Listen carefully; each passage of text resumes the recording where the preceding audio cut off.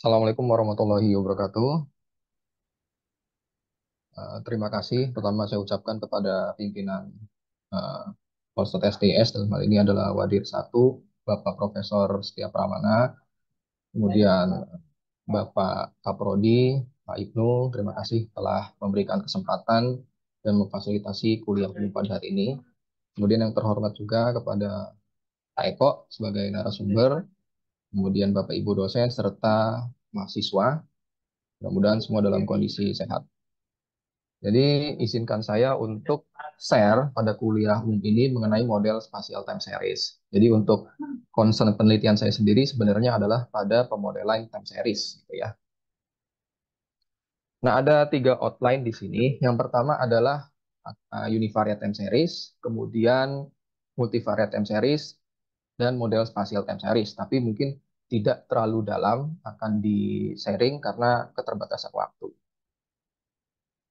Nah, yang pertama adalah mulai dari model time series. Seperti kita ketahui bahwa model time series itu berdasarkan jumlah variabel endogen dibagi menjadi dua ya. Yang pertama adalah ketika jumlah variabel endogennya satu, itu kita mengenal univariate time series. Ada model ARIMA, ada fungsi transfer, dan seterusnya sampai dengan ARIMA dengan outlier.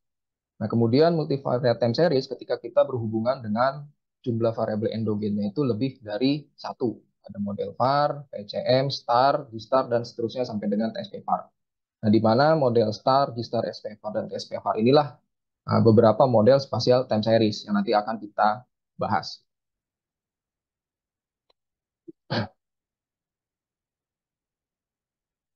Nah, yang pertama univariate time series. Dalam hal ini kita bahas mengenai auto-regressive integrated moving average atau ARIMA. Nah, di mana pada model ARIMA ini peramalan suatu variabel suatu periode itu dapat memanfaatkan nilai daripada variabel itu sendiri pada periode-periode sebelumnya. Nah, misalkan ketika kita ingin melakukan peramalan produksi beras di Jawa Tengah. Jadi untuk membuat model ARIMA kita cukup menggunakan satu variabel endogen. Nah, untuk bentuk umumnya seperti ini. Nah, kemudian sebagai contoh ARIMA 2001100. Nah, di mana di sini tadi P ini adalah order autoregresif, D adalah order integrated, Q order moving average, dan huruf besar ini sama ya, tetapi untuk pola musiman. Nah, jika model ARIMA ini kita formulasikan dengan bentuk umum, maka nanti ujungnya mendapatkan model seperti ini. Nah, dari model ini terlihat bahwa peramalan variabel Y di suatu periode ini hanya dipengaruhi oleh variabel Y itu sendiri. Satu periode sebelumnya, dua periode sebelumnya, 12 periode sebelumnya, dan seterusnya. Nah, sehingga di sini model ini belum mengaitkan dengan keterkaitan spasial. Kemudian model ARIMA itu sendiri berkembang lagi. Ada model fungsi transfer ketika kita ingin mengakomodir adanya pengaruh variabel eksogen. Kemudian model ARIMA dengan intervensi ketika kita ingin melihat dampak dari kebijakan, misalkan kenaikan atau penurunan harga BBM terhadap inflasi, itu dampaknya seperti apa. Kemudian ketika ingin mengakomodasi outlier, ini ada ARIMA outlier.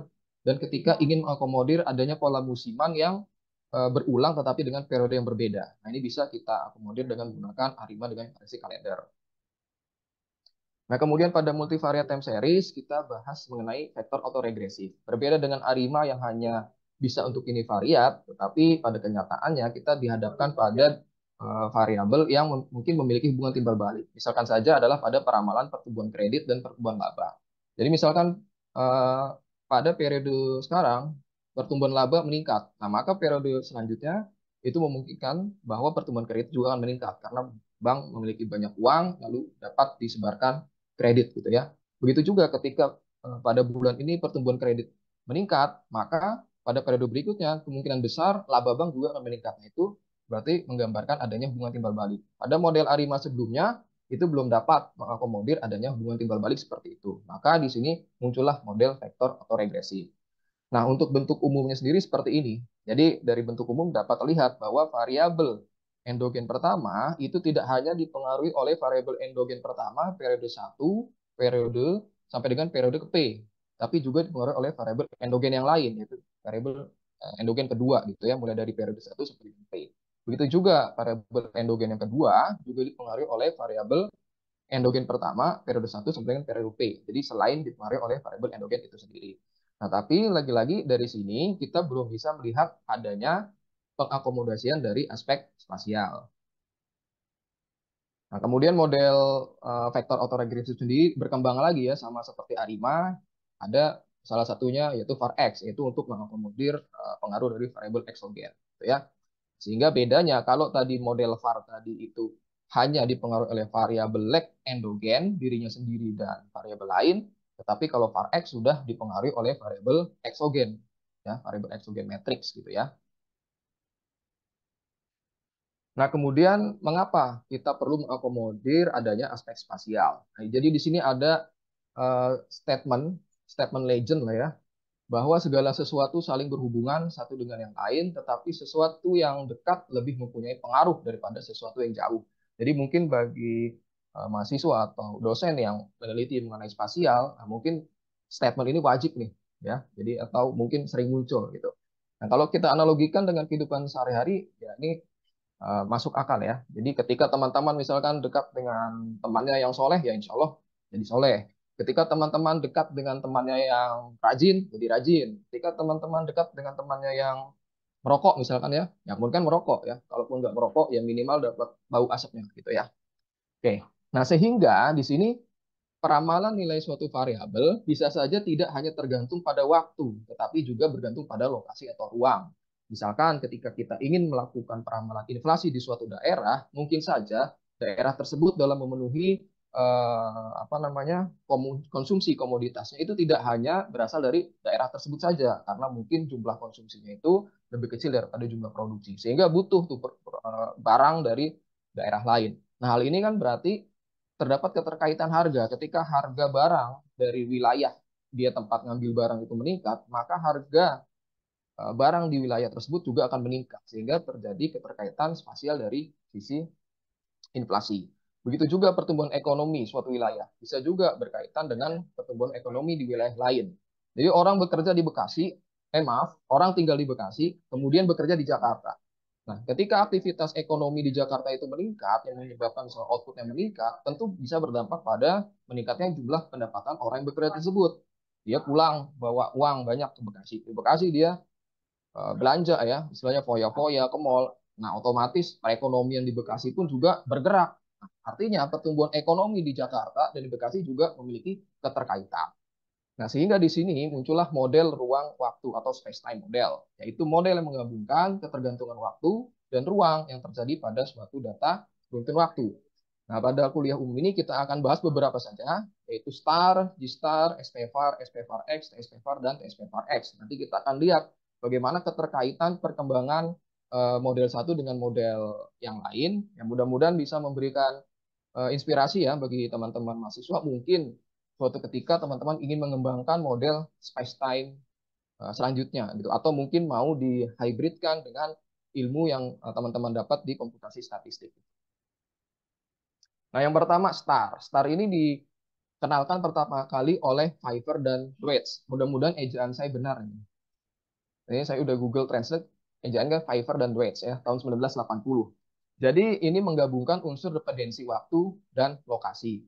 Nah, jadi ketika kita ingin memodelkan star, kita hanya membutuhkan satu variabel endogen sejenis, tetapi lokasinya berbeda. Misalkan saja ketika kita ingin melakukan peramalan inflasi di Jakarta. Maka peramalan inflasi di Jakarta kita bisa melibatkan atau mengaitkan dengan inflasi di Bogor, inflasi di Tangerang, dan di Bekasi. Begitu juga ketika ingin melakukan peramalan inflasi di Bogor, kita bisa mengaitkan dengan inflasi di Jakarta, Tangerang, dan Bekasi. Seterusnya seperti itu.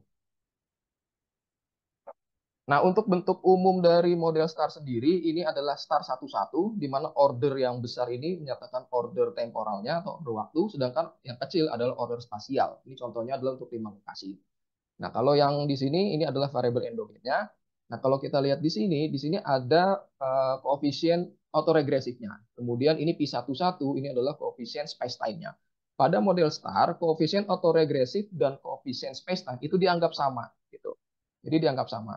Nah, kemudian yang membedakan pengaruh dari tetangga terhadap wilayah tersebut adalah dari nilai bobotnya nanti gitu ya. Nah, yang disebut nanti ini adalah matriks bobot penimbang spasial.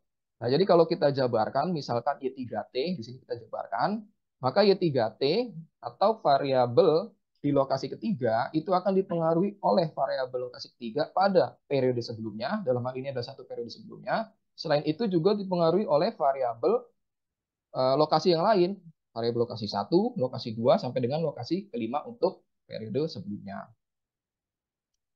Nah, kemudian kalau kita susun dari operasi matriks tadi menjadi bentuk seperti ini Y bintang ini sudah merupakan operasi dari perkalian nilai bobot dengan variabel leg endogen tetangganya gitu ya. Ya, nanti bentuknya seperti ini. Nah, kemudian ketika kita menggunakan jumlah periode sebanyak T, maka kita bisa jabarkan menjadi seperti ini. Jadi, karena tadi legnya 1, maka dimulai dari Y12 sampai dengan Y1T, karena kan pengamatannya berkurang 1. Nah, jadi intinya nanti dari bentuk seperti ini kita bisa menyederhanakan dalam notasi vektor seperti ini. Vektor matriks Y sama dengan X bar, B star, is error. Nah, errornya diasumsikan berdistribusi normal multivariat. Nah, ketika sudah dibentuk seperti ini, baru kita bisa menduga koefisien dari modelnya. Nah, untuk menduga koefisien dari model bisa menggunakan maximum likelihood estimation atau OLS. Nah, ketika kita mengasumsikan bahwa korelasi error antar persamaan itu tidak ada atau variance error antar persamaan itu tetap, maka kita bisa menggunakan formulanya seperti ini. Nah, kalau seandainya kita menduga bahwa ada korelasi error antar persamaan, jadi berkorelasi antara error persamaan di lokasi ke satu dengan kedua, gitu ya, atau variance errornya apa namanya tidak tetap, maka kita bisa menambahkan penimbang dari matriks varian covariance error. Nah, kalau sudah seperti ini sudah gampang, kalian menggunakan apa Minitab atau menggunakan R ini bisa gitu ya. Tinggal bagaimana tadi menyusun dari struktur matriksnya saja. Nah, kemudian berkembang model generalized spacetime autoregressive. Jadi ini pengembangan dari model STAR. Nah, model ini dikembangkan oleh Ibu Ruyana tahun 2002 dalam disertasinya The Generalized Spacetime Autoregression Order One Model and its Application to Oil Production Data. Jadi idenya sederhana, namun ide yang sederhana tersebut bisa mengantarkan Ibu Ruyana mendapatkan gelar doktornya. Kenapa? Karena mengandung suatu kebaruan. Nah, sederhananya di mana? Jadi kalau tadi pada model STAR, untuk koefisien autoregresif dan koefisien spacetime-nya dianggap sama, Ibu Ruyana memiliki ide bahwa mungkin saja setiap daerah memiliki pola data yang berbeda gitu ya. Nah, sehingga dia membuat sedemikian rupa sehingga koefisien AR dan spacetime-nya itu berbeda untuk setiap lokasi. Nah, ini adalah bentuk model dari G-star ya. Jadi kalau pada model STAR tadi koefisien autoregresifnya kan skalar. Nah, sekarang dia buat matriks. Begitu juga untuk koefisien space-time-nya tadi skalar, sekarang dia buat matriks. Nah, sehingga dengan bentuk model umum seperti ini, setiap variabel di lokasi yang berbeda akan memiliki koefisien autoregresif yang berbeda, begitu juga koefisien space-time-nya juga berbeda, gitu ya. Nah, ini kalau dijabarkan untuk model dari variabel endogen di lokasi yang ketiga, maka nanti penjabarannya seperti ini. Nah, kemudian dari bentuk yang tadi kita jabarkan lagi strukturnya seperti ini ya untuk keperluan pengestimasian koefisien model. Nah, nanti ujungnya dapatnya seperti ini ya. Jadi setelah kita jabarkan dengan penggunaan banyaknya periode, nanti akan didapatkan formula vektor Y sama dengan matriks Z B G star plus error ya. Nah, kalau sudah bentuknya seperti ini sebenarnya bentuk pendugaannya sama ya. Baik pendugaan ketika kita mengasumsikan variance error itu konstan dan tidak ada korelasi error atau persamaan, baik ketika kita ingin mengakomodasi kondisi variance error yang tidak konstan dan adanya korelasi error atau persamaan gitu ya. Nah, tetapi tadi berbeda di strukturnya saja. Cuman kalau saya lihat di R sudah ada package-nya, jadi mungkin lebih mudah ya, tinggal menggunakan fungsinya saja. Nah, kemudian tadi pada model star dan G-star melibatkan pembobot spasial ya untuk melihat membedakan antara peran dari tetangga yang pertama dengan tetangga yang kedua dengan tetangga yang selanjutnya. Nah, di sini ada beberapa bobot yang bisa kita gunakan. Di antaranya yang pertama pembobot lokasi seragam. Nah, ini ketika kita menganggap bahwa memang setiap tetangga ini memiliki peran yang sama atau memiliki akses yang mudah sama-sama diakses gitu ya. Nah, di mana rumusnya adalah nilai bobot dari lokasi ke I dengan ke J itu adalah 1/n, di mana N ini adalah jumlah lokasi lain atau tetangga. Jadi misalkan ada 5 lokasi yang kita gunakan dalam pemodelan, maka N-nya ada 4. Artinya kan dari satu lokasi itu memiliki 4 tetangga. Sehingga di sini matriks pembobotnya adalah seperti ini. Jadi ini adalah nilai pembobot dari lokasi satu dengan lokasi satu ya nol, ya kan? Tidak ada. Tapi lokasi satu dengan lokasi dua adalah 1/4, lokasi satu dengan 3/4, dan seterusnya. Nah, ini 1/4 semua karena seragam. Nah, kemudian pembobot yang selanjutnya adalah invers jarak. Kalau invers jarak ini dilakukan berdasarkan jarak sebenarnya antar lokasi. Ini formulanya. Jadi untuk DIJ sendiri adalah jarak antara lokasi ke I dengan lokasi ke J. Oke, nanti ini matriks pembobotnya. Jadi ini sudah didapatkan untuk W12, W13, dan seterusnya. Nah, kemudian pembobot selanjutnya adalah normalisasi korelasi silang. Jadi kalau pada invers jarak tadi kan berdasarkan jarak. Kalau seragam dianggap sama perannya. Kalau korelasi silang itu didasarkan pertimbangan korelasi antar variabelnya. Jadi langkahnya pertama kita hitung dulu korelasi silang antara variabel di lokasi ke I dengan lokasi ke J untuk lag yang bersesuaian. Jadi kita harus dapatkan dulu nih kira-kira pengaruhnya itu berapa periode sebelumnya. Kalau satu periode sebelumnya berarti yang kita cari adalah korelasi silang dengan X1 seperti itu. Nanti dari korelasi silang ini kita akan dapatkan nilai pembobot di lokasi ke I dengan lokasi ke J dengan formula sebagai berikut. Gitu ya. Nah ini contohnya saja. Ini ketika kita ingin menghitung bobot untuk lokasi 1 yang berhubungan dengan lokasi 2 atau W12. Maka caranya kita dapatkan dulu R12-nya dengan lag yang bersesuaian. Katakanlah ini lag 1. Nah, maka di sini kita buat strukturnya. Karena ini lag 1, maka nanti lokasi 1 Y1 dengan lokasi 2 Y2. Karena lag 1, maka Y2T-1. Nah, kemudian berarti yang dikorelasikan adalah mulai dari observasi kedua gitu ya, karena lag-nya kan lag 1, sehingga observasi pertama untuk Y2-nya ini tidak ada. Ini sudah dapat kita korelasikan, maka nanti kita cari untuk korelasi silang yang lain gitu ya, baru nanti didapatkan tuh W12, kemudian begitu juga W13 sampai dengan W15 dan seterusnya. Nah, itu untuk mencari korelasi silang ya untuk pembobotnya.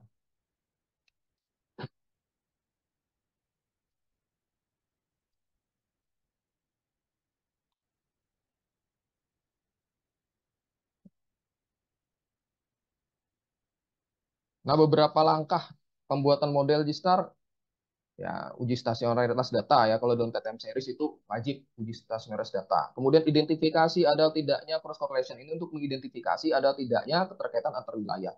Lalu identifikasi order star atau G-Star untuk melihat kira-kira pengaruhnya itu berapa periode sebelumnya sih. Kemudian kita hitung nilai pembobot spasial, baru kita estimasi koefisien model.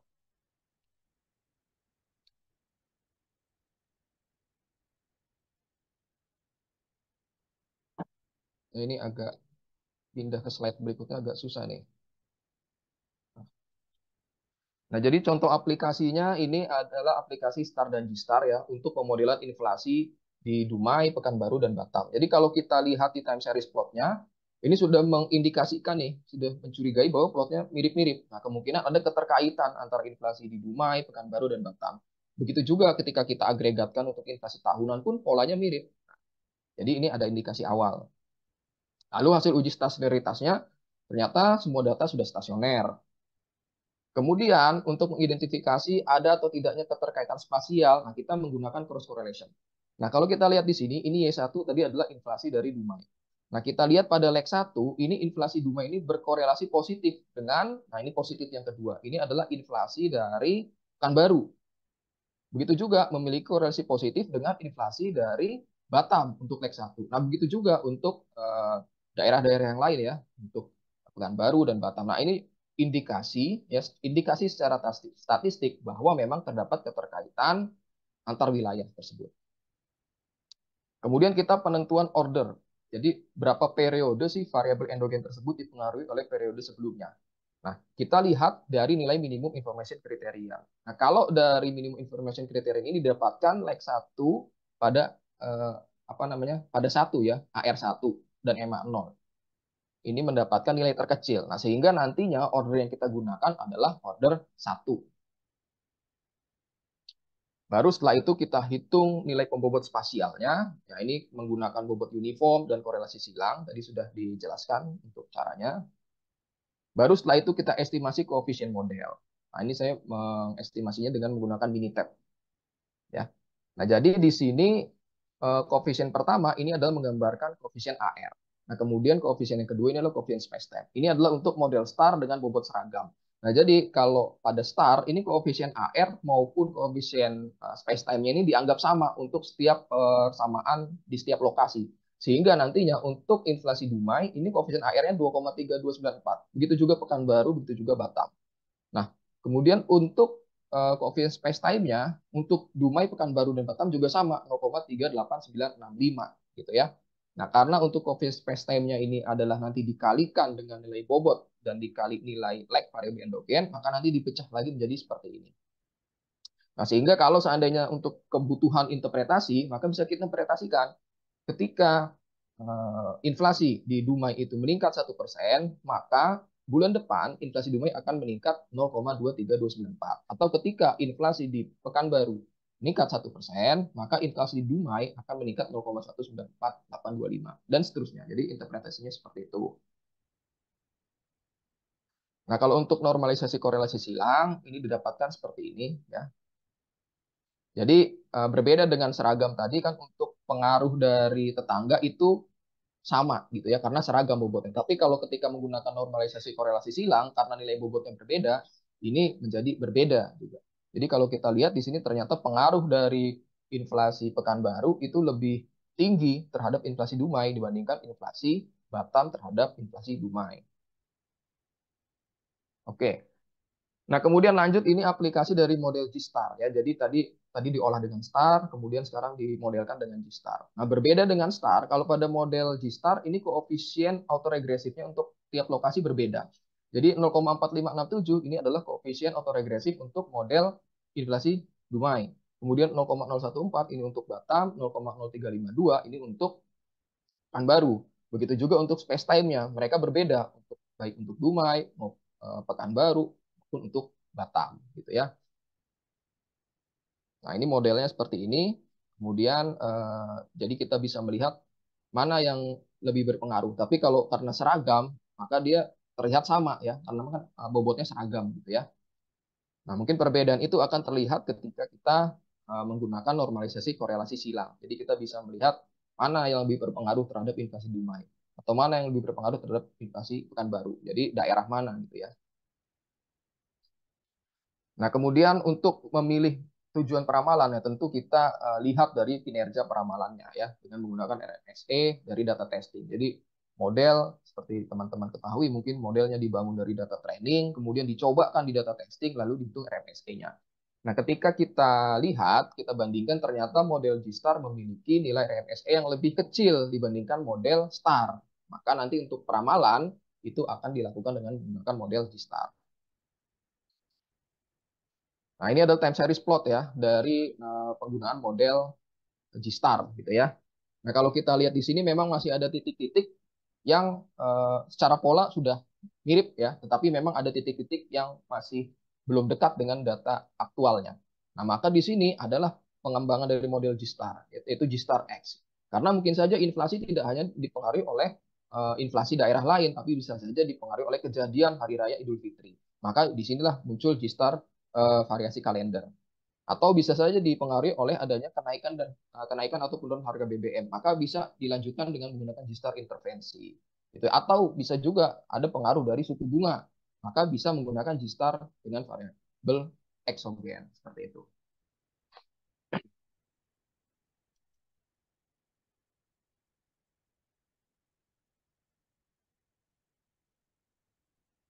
Ya.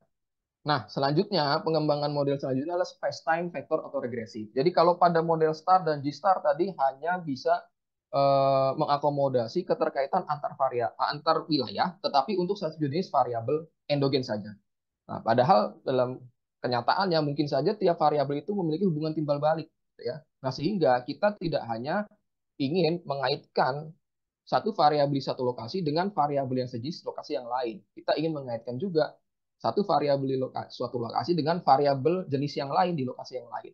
Nah, untuk star dan G-star tidak dapat mengakomodir hal tersebut, maka di sini berkembanglah model space-time vector autoregresif.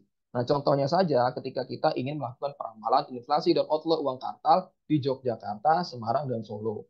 Nah, ini selain kita bisa mengaitkan inflasi di setiap kota, kita juga bisa eh, mengaitkan inflasi di suatu kota dengan outflow kota lain, gitu. Dan juga kita bisa mengakomodasi adanya timbal balik hubungan antara inflasi dan outflow.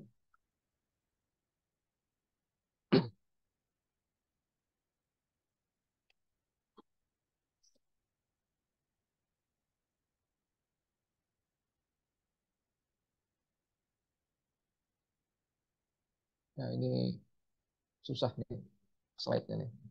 Nah, untuk bentuk umumnya sendiri seperti ini, model SPVAR. Ya. Jadi kita lihat saja yang INKT, ini artinya variabel endogen ke K di lokasi ke N. Ini tidak hanya dipengaruhi oleh variabel endogen di lokasi ke N saja.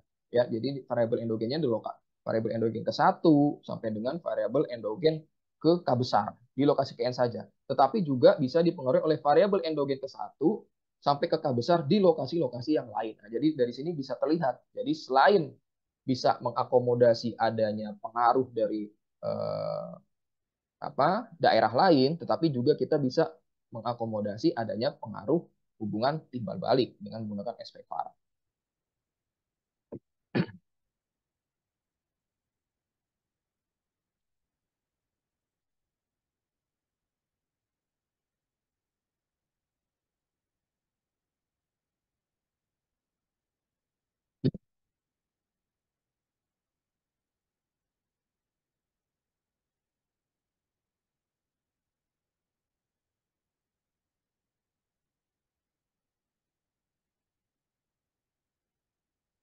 Ini saya kesulitan pindah ke slide berikutnya nih. Mohon maaf. Mungkin di end slow dulu boleh Pak? Stop saya dulu ya. Apa end slideshow ya. Oke, saya. Coba ulang aja. Mungkin saya nggak usah di ini kali ya, di slideshow ya.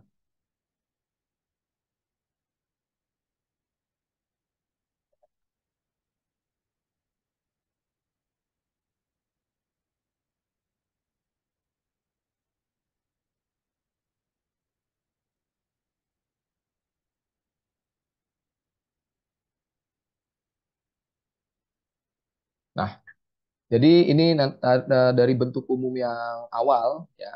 Kemudian nanti kita bentuk dalam vektor dan matriks. Baru setelah itu nanti bisa kita lakukan pendugaan ya, pendugaan koefisien parameternya, gitu ya. Nah, untuk langkah-langkahnya sama ya dalam setiap time series itu uji stasionitas. Kemudian identifikasi adanya keterkaitan spasial atau tidak. Kemudian identifikasi order temporalnya, kemudian hitung nilai pembobot spasial, baru lakukan estimasi koefisien model. Nah, kemudian model SPVAR berkembang lagi tahun 2020 oleh Ibu Sumarminingsih. Nah, ini juga dalam disertasinya SPVAR dengan kalender variasi. Jadi model SPVAR yang bisa mengakomodir adanya pengaruh dari musiman tetapi dengan pola yang periode yang tidak sama ya. Jadi seperti Hari Raya Idul Fitri. Hari Raya Idul Fitri kan seperti tahun ini kan bulan April ya. Kemudian tahun lalu April, tahun sebelumnya lagi Mei. Nah, jadi pola berulang seperti itulah yang sulit ditangkap dengan menggunakan musiman biasa. Sehingga ibu ini mengembangkan SPVAR dengan kalender variasi. Nah, sebenarnya idenya sederhana. Untuk menangkap itu adalah dengan menambahkan variabel dummy saja. Nah, menambahkan variabel dummy, tetapi di sini variabel dummy-nya ada beberapa. Yang pertama adalah variabel dummy untuk 1 bulan sebelum kejadian Hari Raya Idul Fitri. Nah, tetapi ini dipecah lagi, yaitu 1 bulan kejadian Hari Raya Idul Fitri minggu pertama, minggu kedua, dan minggu keempat gitu ya. Sehingga di sini XB-nya ini ada 4, XB1, XB2 sampai dengan XB4 ya. Begitu juga variabel dummy yang kedua adalah variabel dummy ketika terjadinya Hari Raya Idul Fitri. Itu pun dipecah. Apakah terjadinya di minggu pertama, minggu kedua, minggu ketiga, dan minggu keempat. Sehingga nanti di sini variabel dummy-nya juga ada 4 gitu ya. Jadi, tapi meskipun idenya sederhana, karena ini memiliki kebaruan, akhirnya jadilah ini disertasi oleh Ibu Suraminingsih. Jadi beliau ini dosen di Unibrau. Gitu ya.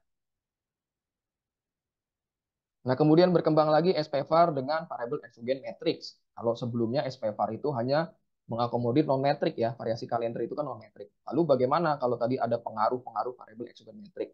Akhirnya ditambahkanlah di sini variabel exogen metrik. Nah, tentu nanti ada tambahan tahap, yaitu untuk menentukan order dari variabel exogen itu berapa, gitu ya. Nah, kemudian berkembang lagi jadi threshold spatial vector autoregressive X atau TSP var X.